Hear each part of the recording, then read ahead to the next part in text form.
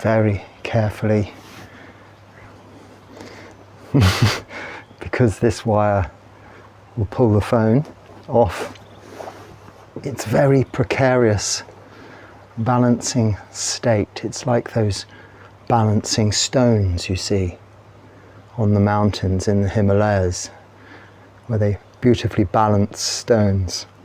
I have the phone balanced on a little holder thing, balanced on a battery pack thing, otherwise it would run out, balanced on the newel post, the wooden thing at the top of the stairs.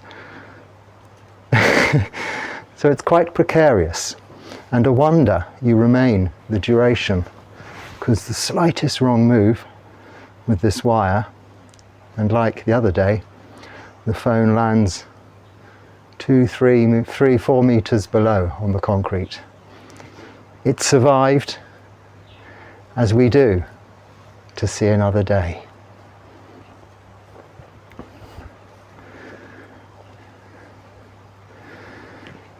Namo tassa bhagavato arahato samma sambuddhassa. Namo tassa bhagavato arahato samma sambuddhassa. Namo tassa bhagavato arahato samma sambuddhassa. Buddhang Dhammang Sanghang Namasami.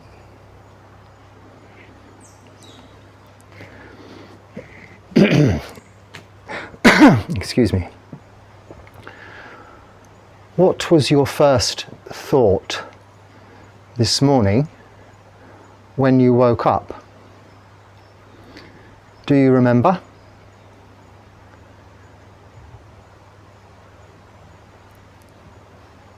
Was it about the Dharma, the Buddha's teachings? If it was, wonderful and marvellous. You've been listening to Dharma or reading Dharma, and it is sinking in, because as a result of this bhavana, wholesome mental development, and its filtration into your mind, your heart mind, it becomes part of your life. And on waking, it is what you wake up to. Like waking up to a beautiful sunny day in a beautiful environment, physically, materialistically, but far superior to that, more akin to heavenly, in that it is ever present when it is there in the heart.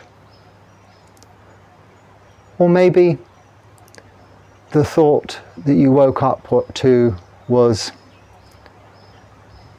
oh no, another day, I've got to do this, I've got to do that. Possibly not, I think it's weekend. I'm not entirely sure what day it is, but it's weekend, and you may be thinking as you woke, oh, it's weekend, I don't have to go to work. Something like that.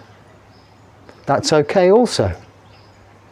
If you remember that thought, that is Dharma. That is the very teachings of the Buddha, in that you can recall the first thought you had. That is sati, that we translate as mindfulness, but really is, in its literal translation, meaning recall, understanding as things are in the present moment. Mindfulness. And of course, as well as part of the Noble Eightfold Path, the 4 foundations of mindfulness are a big part of the Buddha's teachings. Because without this practice of mindfulness, this development of mindfulness that comes from the practice of sila, moral virtue, samadhi, meditation, and the development of the mind, wisdom, panya.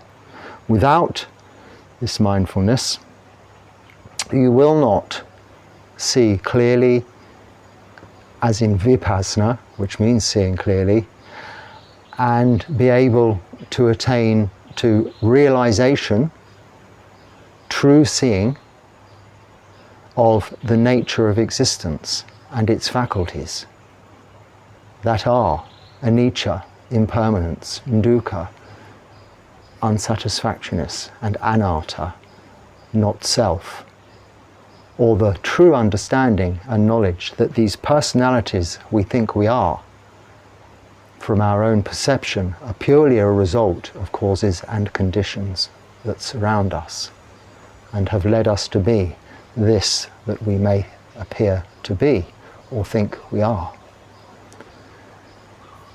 So we wish to develop mindfulness, but we cannot be mindful in our sleep. Despite stories you may have heard of dreams and interpretations of dreaming, I'm trying to think of the terminology one would use for such matters. This isn't really part of the Theravada tradition of Buddhism, and in fact the practice in terms of its results are such that you are inclined to dream less and less as time goes on, because you are really cleaning the mind. You are tidying up things so that when you sleep, your mind has less to do. If we have busy lives, as most of us do, and we have many concerns about the future, worries about the past, our mind tries to put all of this in order at night. Somewhat similarly to, I think, how, maybe they don't, I don't know, I imagine, I think in the olden days anyway, computers, when they had an opportunity at night, they would do various things. We used to call it defrag and scan disk. You could do it manually. I call this sitting in meditation, defragging and scan disking. It's meditation, isn't it? It's cleaning that hard disk and sorting out your RAM, the mind.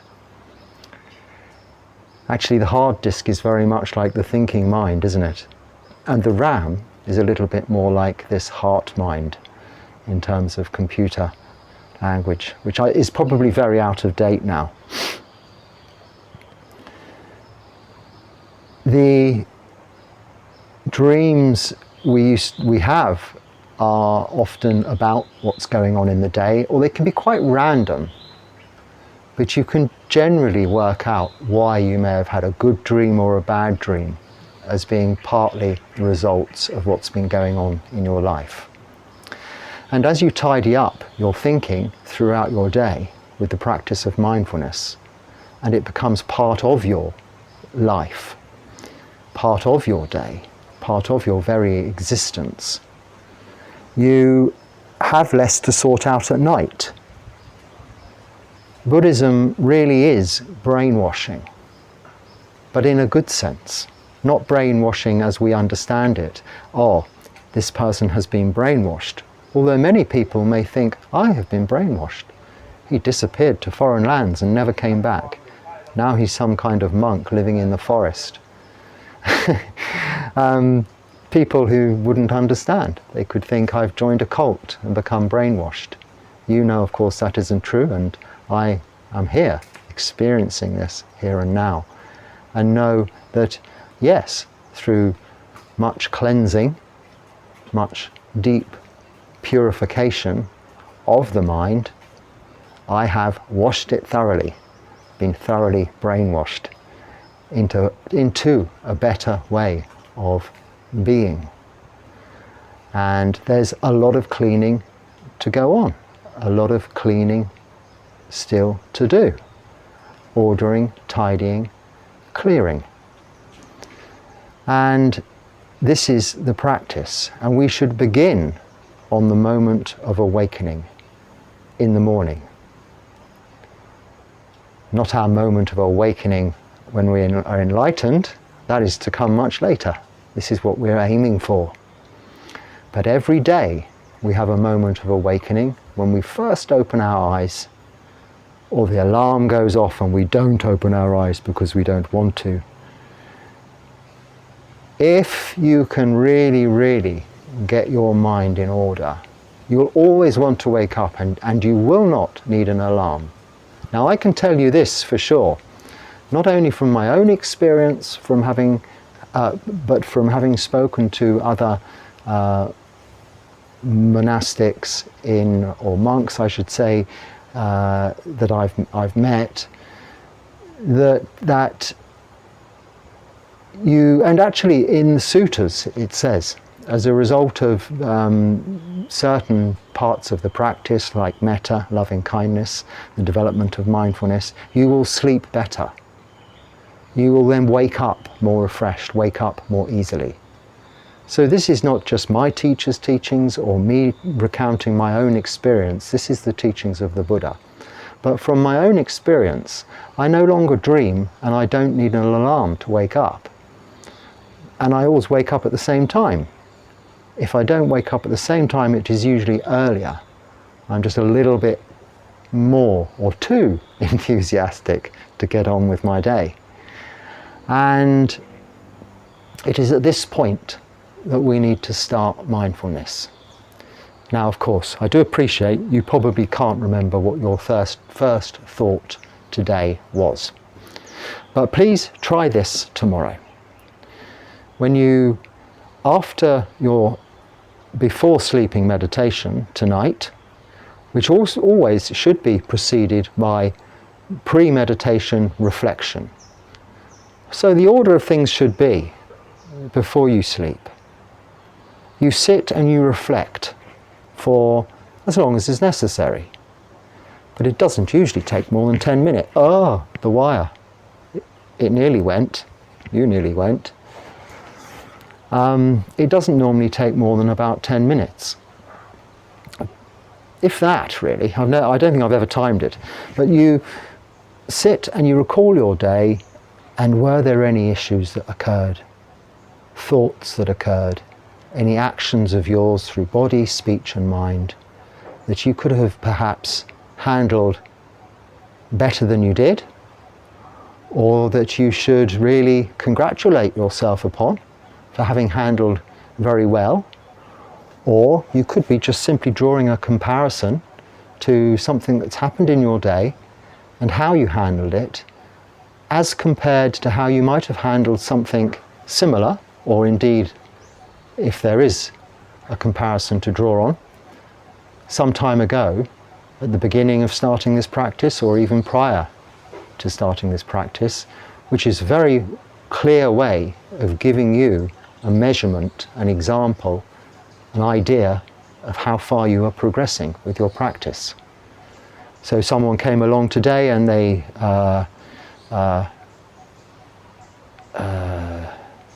I don't know, bumped into you, pushed you out of the way or something like this. And you stepped back, took a breath and thought, I'm glad I'm not as much in a hurry as them. I hope they get to their destination on time, because they clearly are a little late. They're very stressed, they're very worried. I wish them all the best and hope their day gets better, in your mind only. And then you carry on.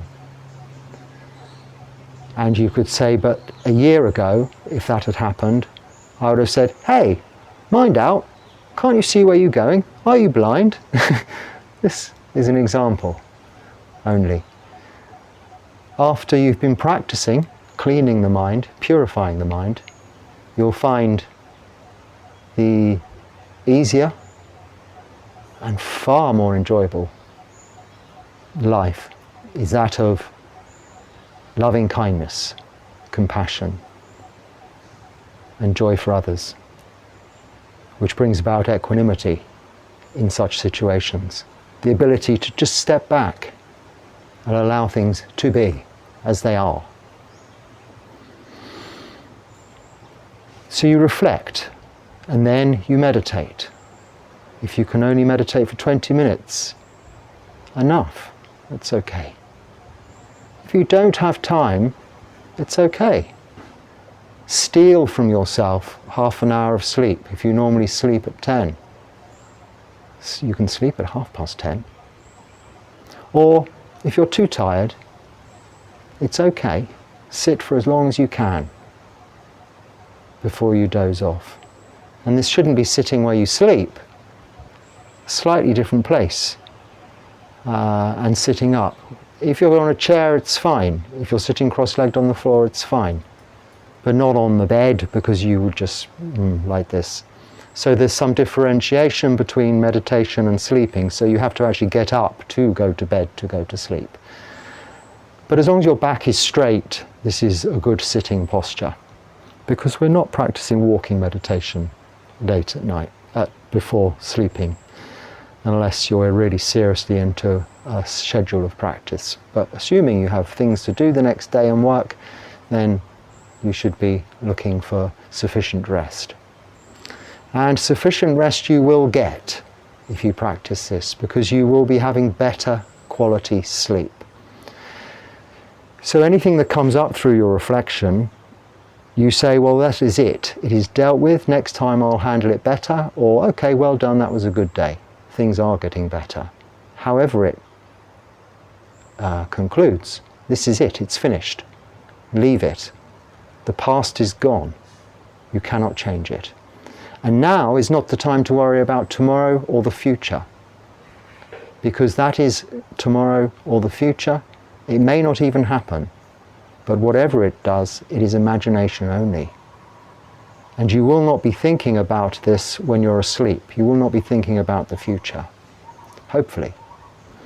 Not consciously, not intentionally, only through dreaming. But if you say, at this point of reflection, prior to meditation, at this point I'm leaving all of this baggage here at the front doorstep. Now I'm going inside to be at one with myself at the moment, in the here and now, for my time of meditation.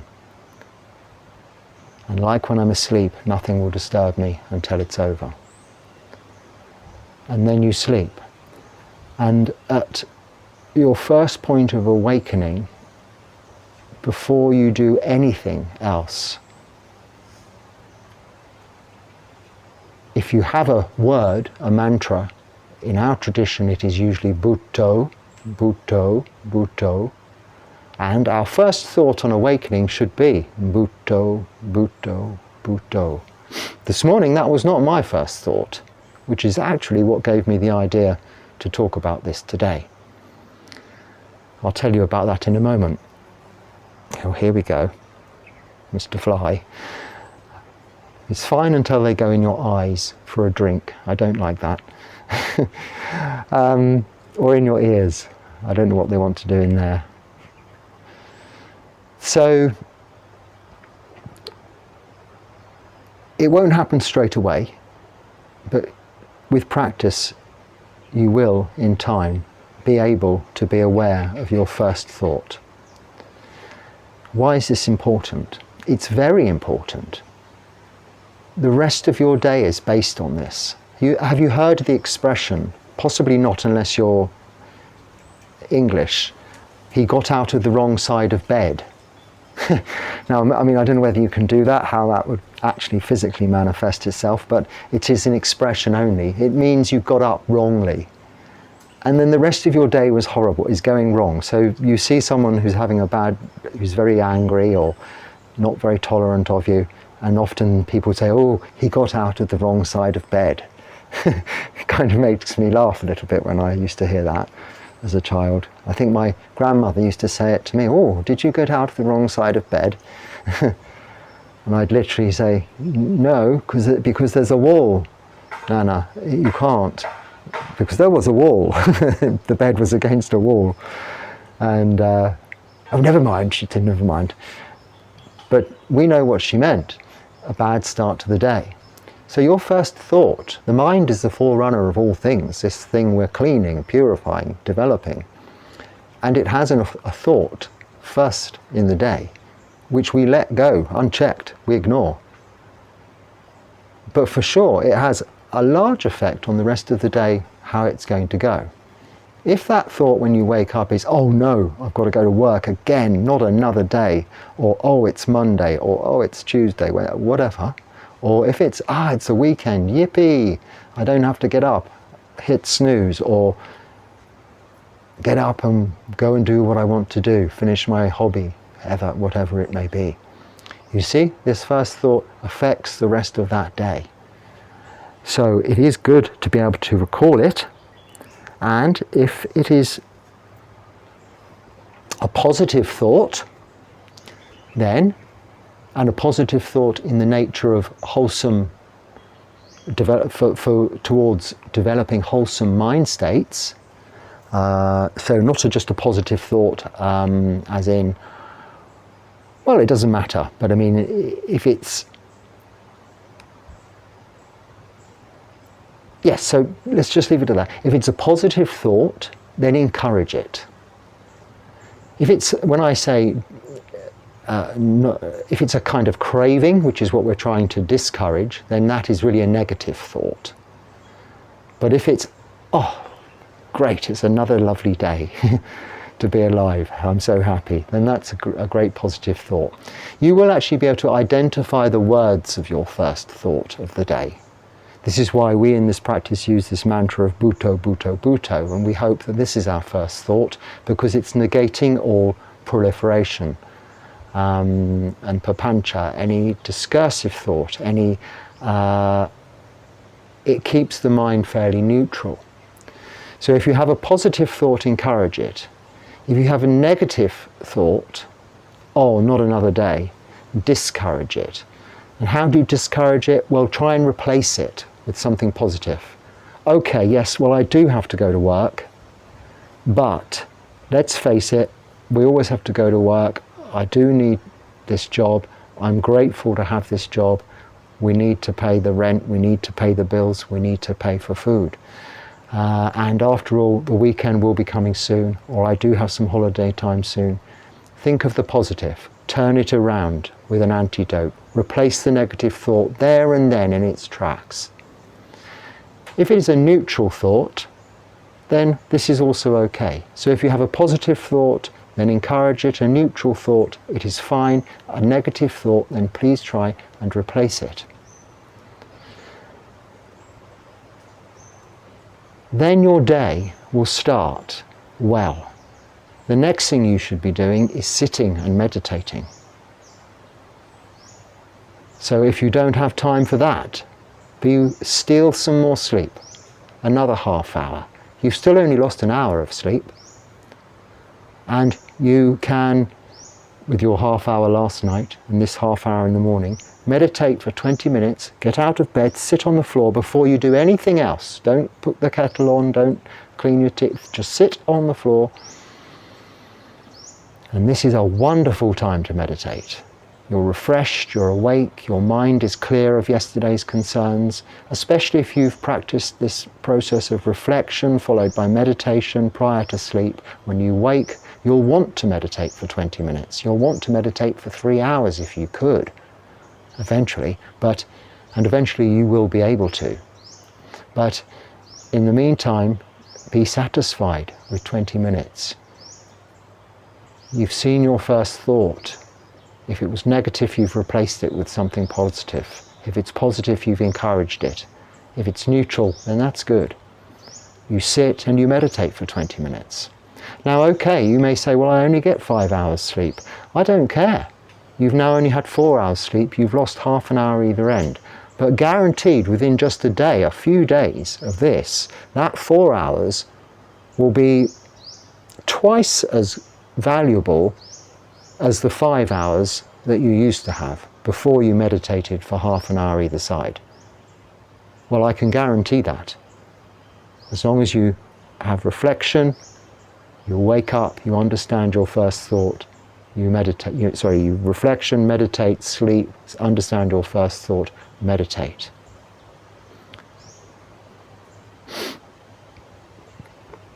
My first thought this morning was a strange one. And it's what made me think about talking about this today, because normally it's my breath. I breathe in and I think, that's nice, breathing in. Now that probably sounds to you like weird, it's just breathing, boring. No, you get to really experience each and every breath in its entirety as you breathe in and you breathe out through this practice with a heightened sense of awareness, of enjoyment. And it is like when you are very thirsty and you can have a very nice cooling drink. And on awakening, that first breath is normally my first experience, like a very refreshing, cooling drink on a hot day. And then I try, well, not so much try these days, but I go with the bhutto flow of things, which really just keeps my mind on an even and equanimous plane. So unreactivity. So whatever I am beginning to realize or thinking will come later in the day is not going to have any real effect on my mind state there and then. So this is prior to meditation and little thinking to be done for me. But of course I'm a monk living this life. This is our work. This is what we do. So it's easier for me to be undistracted by other things. In fact, this is the way it should be as a monk, undistracted by other things, worldly things. So that is the procedure. But on occasions I'll wake up maybe in the night or a bit earlier with a thought. My thought at the moment is, what am I going to do about this fly?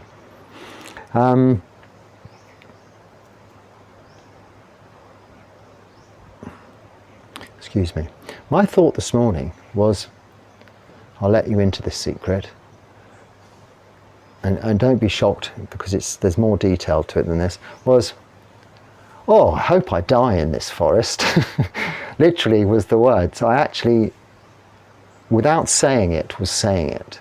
I woke up, oh, I hope I die in this forest, is what I said. And I thought, where did that come from? I'd had no dreams. I don't dream. I can't remember the last time I dreamed. There's a very beautiful lizard I can see just down there on the path. There's geckos, and then on the ground and around here there's all these lizards, and the way they're different is they've got these long little legs and they sort of sit up like this, but they move so gracefully, and all of the creatures in this forest are so friendly. Well, partly this is why I probably woke up saying what I said. I hope I die in this forest. Now, I don't think I meant, well, I know I didn't mean, I hope I die right here and now. And in this forest, even this location, I'm not wishing to die, and I'm not specifying where I die. This is out of our control. And dying is no way out. You do not become free from suffering through the end of life, because you will just be reborn into suffering again, of one form or another, even in the heavenly realms, in the God realms, or if you are unlucky, in the hell realms, or even animal realms, where it's more difficult, not necessarily unlucky, but very difficult to attain to levels of enlightenment, unless you're one of these monastery animals who stand a much better chance, because they're so well fed, they don't have to do much hunting or killing, and therefore they don't have many predators, and they spend all their day just meditating, it seems. I watch them and they just sit there meditating, eating, meditating, much like us. So they stand a chance. But regardless of this, I think what I was thinking was that if I live my life continuing with this practice in this environment, then I would have done my utmost to develop my mind and to try and attain to my goal of becoming free from suffering in this lifetime.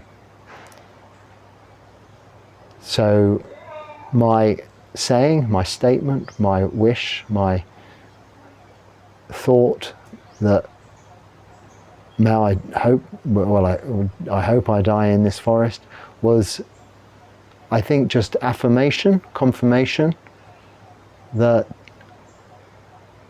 here there is a level of contentment that surpasses all other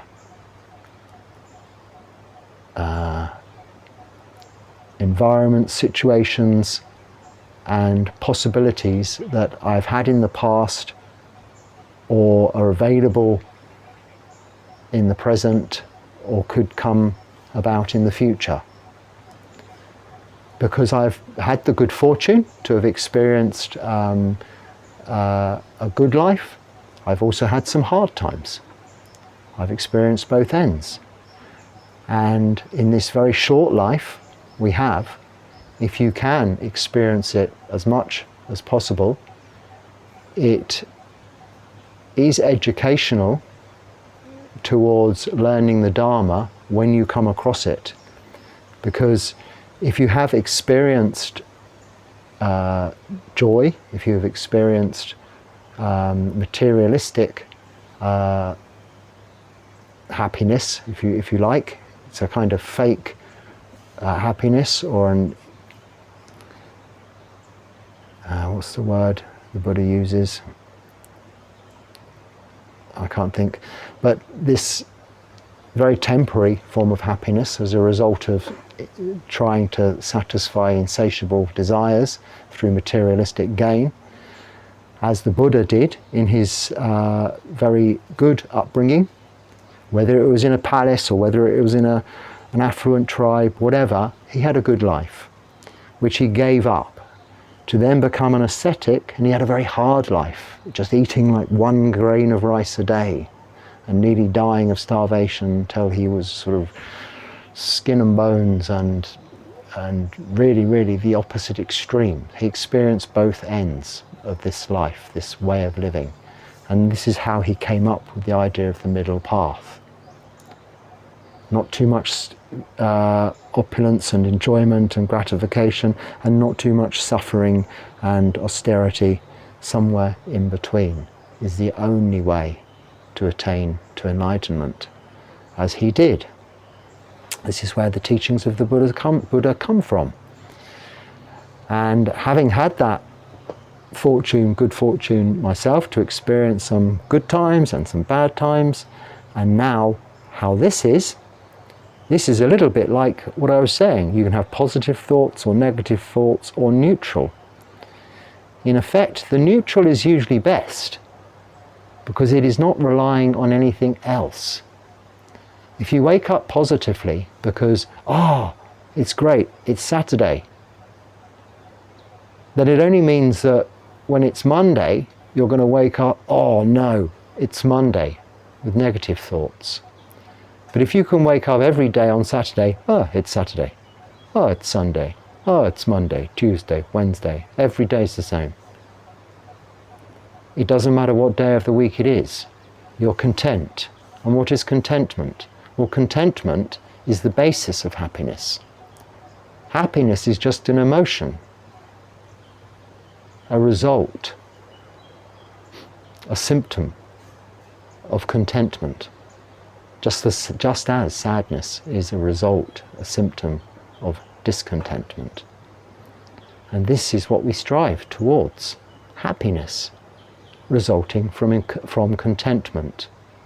not happiness resulting from very temporary sensual gratification, which soon leads to more desire and becomes an insatiable need, a craving, a cause for suffering. So my thought this morning, I hope I die in this forest, I took to mean, well, I'm sitting now in the right place. It isn't the most, for most people, it isn't the most ideal environment. It's a forest, which really is a jungle from all Westerners' points of view, compared to a forest like Epping Forest, the New Forest, Sherwood Forest, is considerably different. The former do not have huge great pythons and lizard things walking around the size of cats and dogs and all manner of poisonous creatures. They don't have this extremely hot temperature and the bugs and the flies and the mosquitoes and the humidity, and it's a very different environment. Nighttime it's very noisy. This is a tin roof and things are falling on it all of the time. There are also all manner of creatures living in it, rats, geckos, what are those chipmunky things, some kind of things like that, all having a great old time at night. The environment isn't what one would say where one would always feel comfortable and at ease. But this is to keep our minds awake and alert. You see, if we were sort of sat in a air-conditioned, comfortable environment. Some monasteries are pretty comfortable, really. I mean, I stayed in monasteries better. Well, I'm not exaggerating. I mean, I've stayed in monasteries considerably better than hotels, some hotels.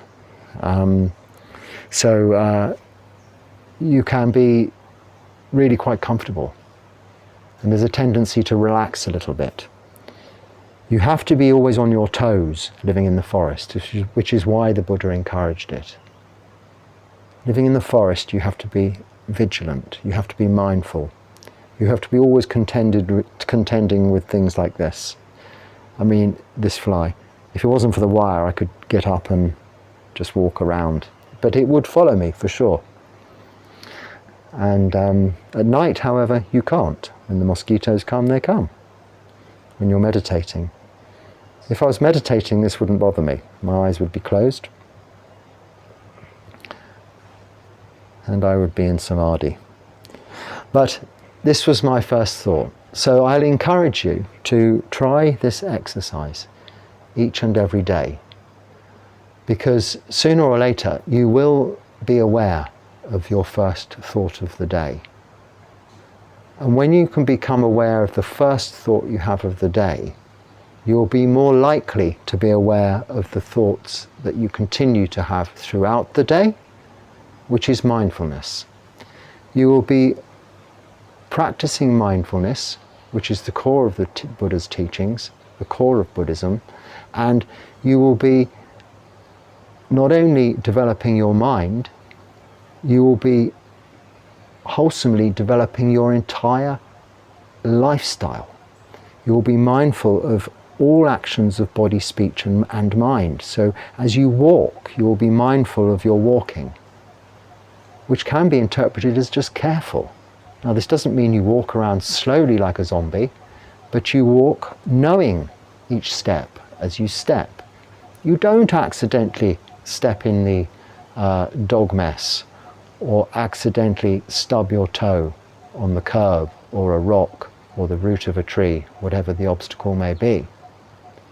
Because you're walking with good intention, You're walking at an ordinary speed, but as you lift your foot, move your foot, and place your foot down, you are aware of this movement, this action. This is mindfulness of the body. And the four foundations of mindfulness are that, of the body, of the mind, and of phenomena, and of the Dharma. But the awareness, the mindfulness you are developing has to begin as soon as you wake. You cannot be mindful in your sleep. This is why we aim to sleep little as Buddhist monks, because this is the time we're not practicing. Whatever you've heard about dreams and special things that can happen in dream states, this is just phenomena that occurs as a result of not having a clear mind before sleeping. Once you've been able to practice for long enough to ensure you have brainwashed yourself, been brainwashed, have a clear mind, you won't dream. You may say, well, I like my dreams. Well, yes, you may do. But then it's disappointing when you wake up, isn't it? Like all these things, like a good holiday. It's always sad when it's over.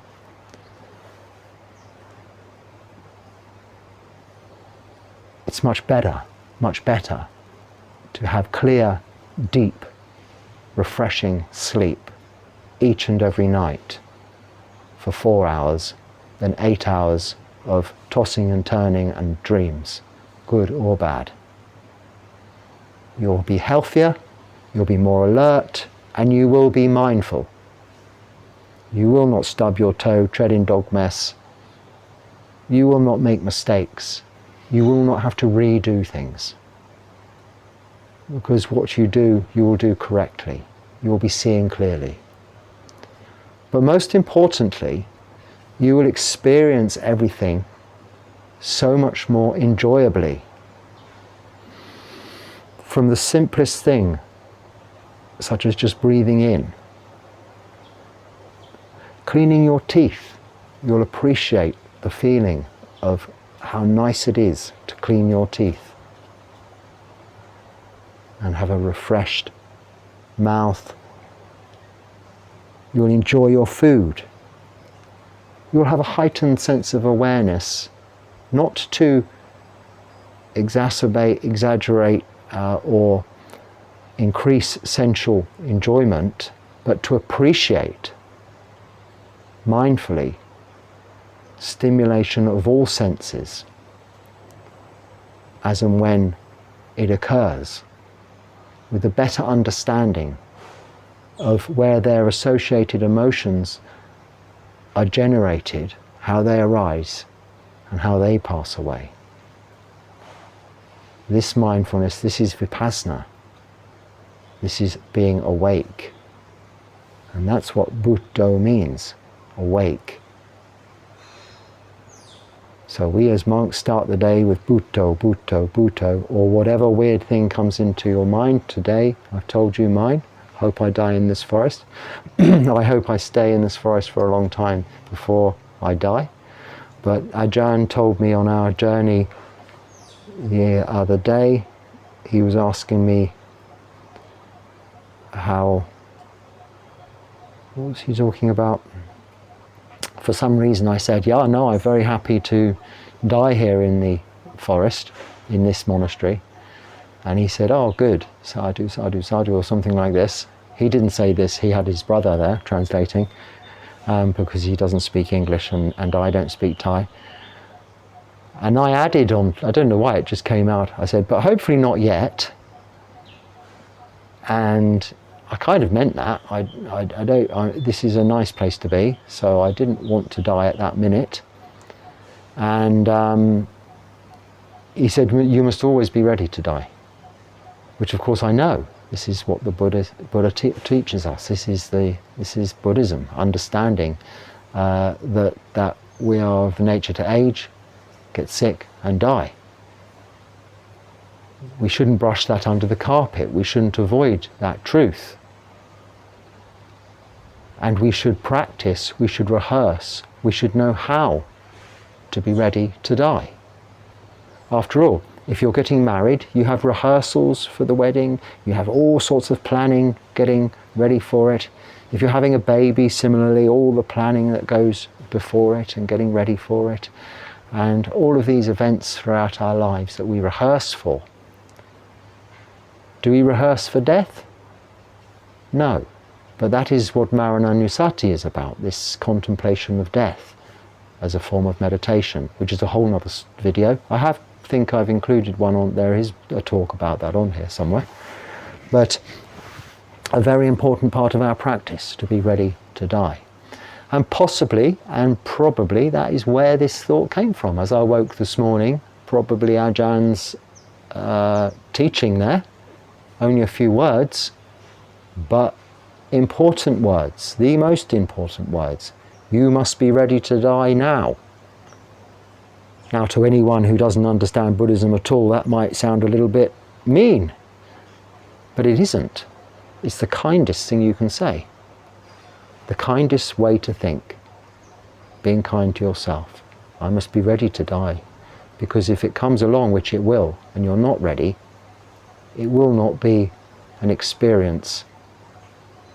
It will only be a negative experience. It's never going to be a positive experience, but it can be a neutral experience. Think this way: positive, neutral, negative. In these simple terms, simple terminology. This is how the Buddha taught mostly, with simple terminology for the people of the day. And subsequent arahants in the lineage of his disciples have taught their disciples with simple words, from farming communities to fishing communities. Other teachers in other religions, similarly. We understand positive, neutral, negative. When I woke this morning, did I think a positive thought, negative thought, or a neutral thought? I thought a positive thought this morning, although the words sound negative. But when you understand them, from Ajahn's teaching in the car there, you must be ready to die, I was having a realization that yes, I'm ready to die here in this forest. Still, if it doesn't happen today, that's a good thing. It's another additional day in this human realm to work towards the attainment of becoming free from suffering in this lifetime.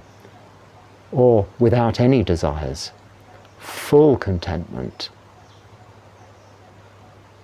resulting in happiness. And I should leave it there.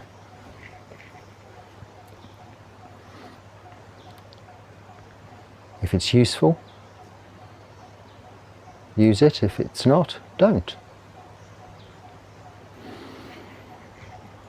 Bhavatu sabba mangalam ragantu sabba devata sabba buddhanupavena sadasoti bhavantu te bhavatu sabba mangalam ragantu sabba devata sabba dhammanupavena sadasoti bhavantu te Bhavatu sabba mangalam ragantu sabba devata sabba sangha nupavena sadasoti bhavantu te.